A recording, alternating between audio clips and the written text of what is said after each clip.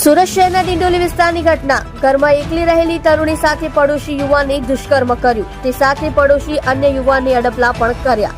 સમગ્ર ઘટના બાબતે ડિંડોલી પોલીસમાં નોંધાઈ ફરિયાદ. ડિંડોલી પોલીસે બંને યુવાનોની ધરપકડ કરી જેલના હવાલે કરી દીધા. તરુણીના માતા પિતા બહાર ગામ અને ભાઈ કામ અર્થે મુંબઈ ગયો હતો. તે દરમિયાન આચરવામાં આવ્યું હતું દુષ્કર્મ.